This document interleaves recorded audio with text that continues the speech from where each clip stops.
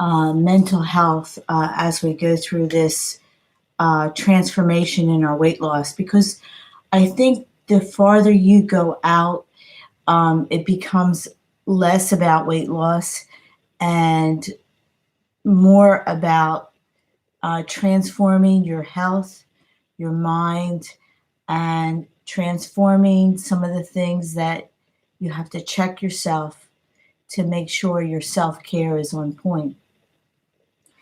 So that's what I want to talk about today. As hard as we don't want to face things, I think it's important, really, to try to work with a therapist in the beginning phases of pre-op, right?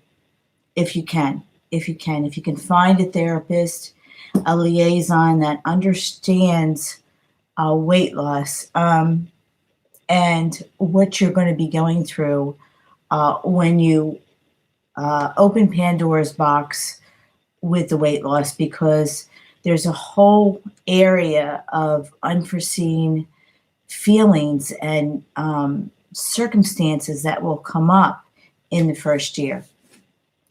And when I tell you, it can mean different things to different people, right? Because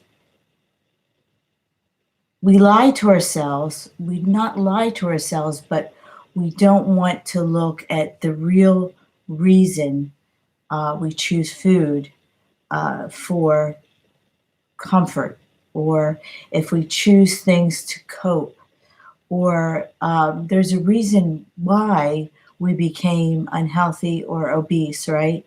How we got to the point where we needed weight loss surgery. Well, maybe some of us have been yo-yo dieters all our life, like me.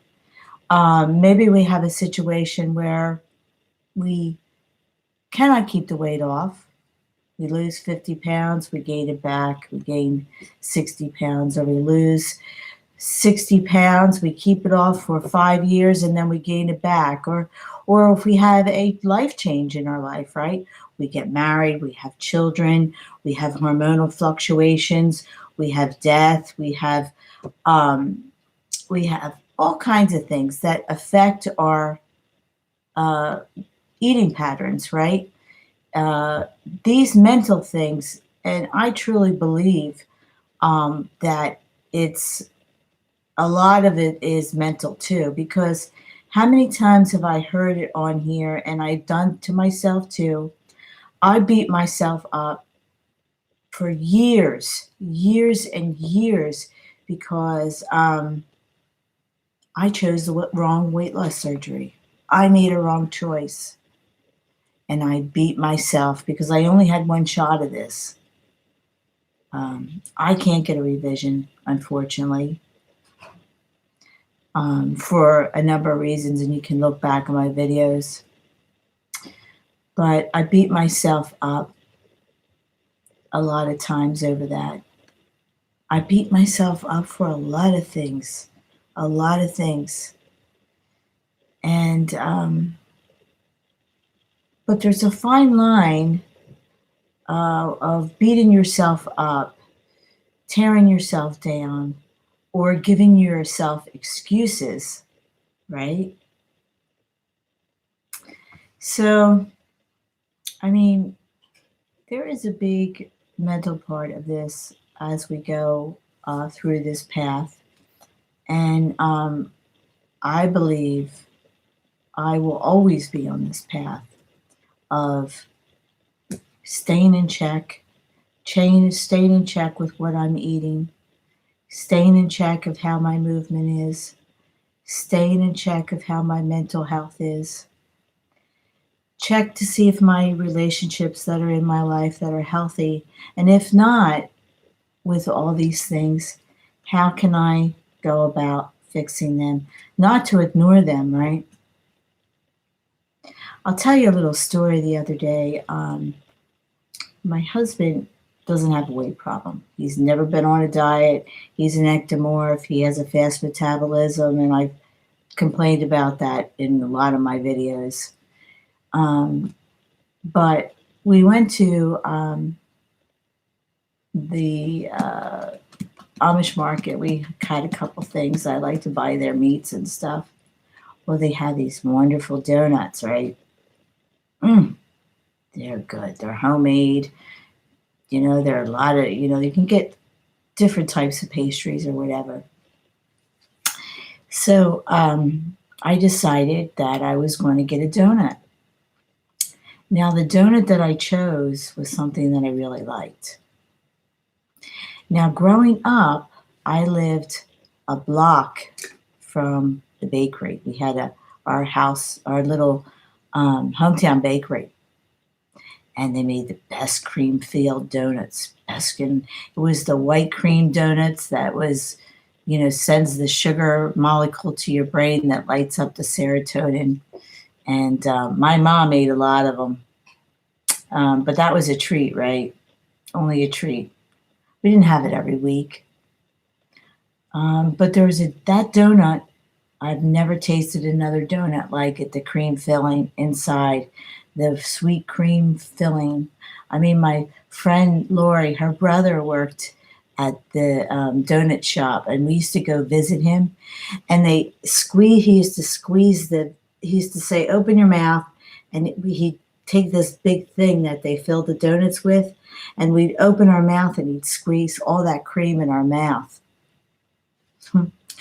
How you think about things when you're little, right? But I wasn't an obese child because I was really active on my bike. And as a matter of fact, I was considered skinny or underweight when I was like 7 years old or something.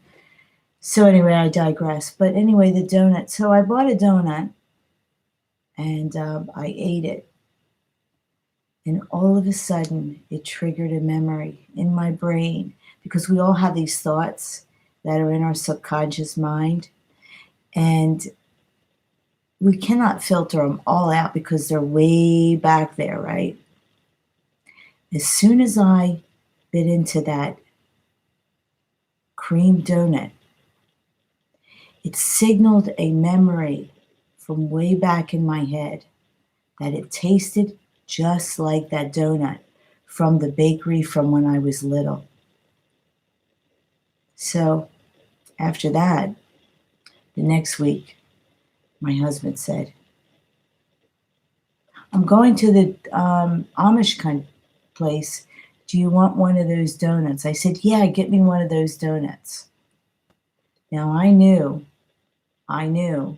that I was going through some troubled path, right? Of possibly reigniting that center of my brain that turns on the signal of serotonin that makes me want to crave, right? Because sugar is an addiction, just like drugs, just like shopping, just like that. So I said, get me a donut.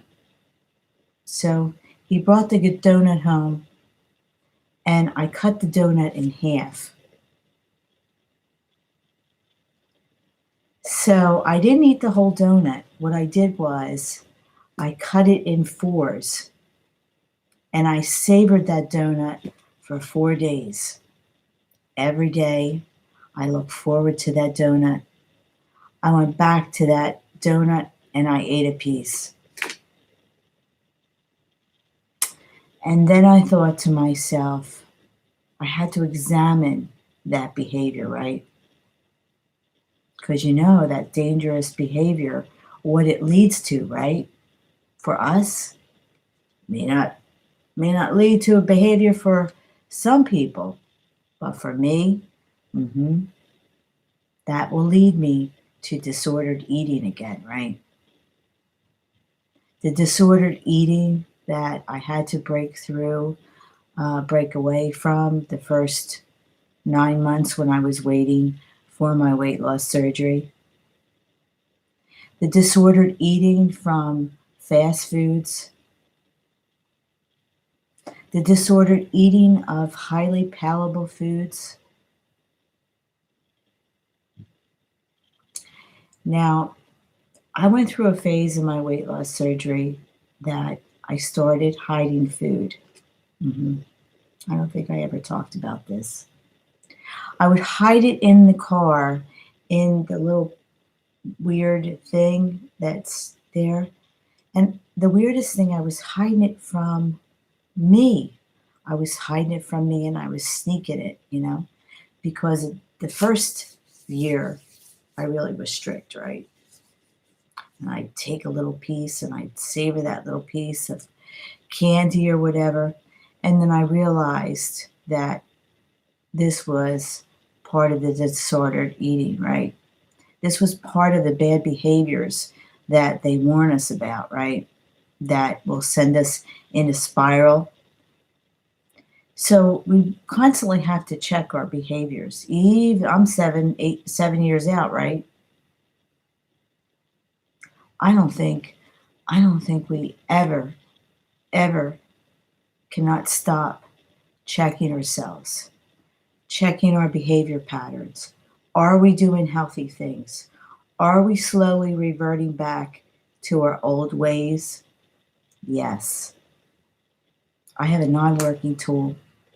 Doesn't work anymore. Yes, I have to work hard.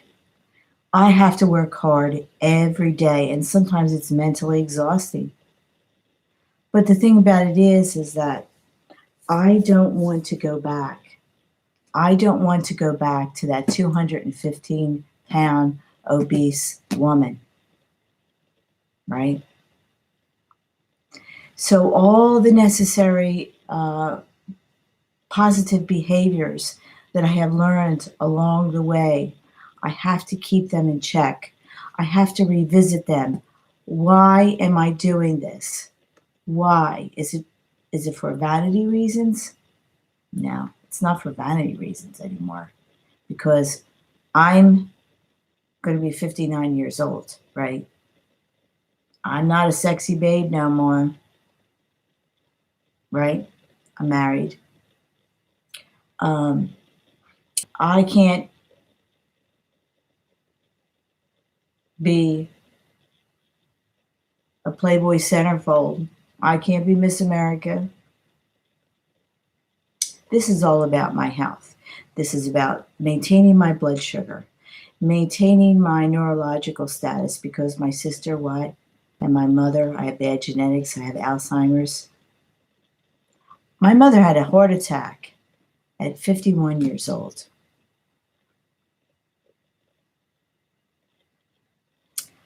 So what I'm saying to you is revisit things. Keep yourself in check. Write down, keep a journal. See a therapist. Check your acquaintances. Check the people that you hang around with.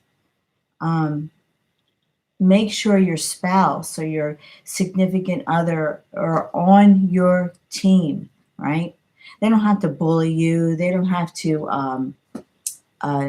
They don't have to do tough love. Just set some boundaries, right? And I did today. He went out to the Amish market, and I told him, "Don't come home with a donut.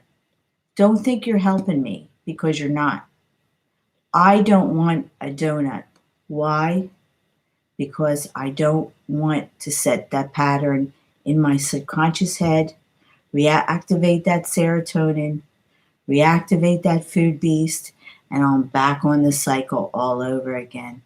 I owned it. I realized that this is a bad behavior. I'm stopping it right here in the tracks, because number one, it's not a health donut. It's not doing me any good. And I'm owning my truth. Just a little food for thought today. Thank you for tuning in. Give me a thumbs up, give me a like, make me a comment. I'm trying to talk about some really important things that I've learned along the way. I'm not a doctor. I'm not a mental health therapist. I'm just giving you some pointers to maybe help you think about something when you're going through this path of healthy life as a bariatric patient, right? Because we'll always be a bariatric patient, whether or not the tool works or not. So thank you for your time and see you next time.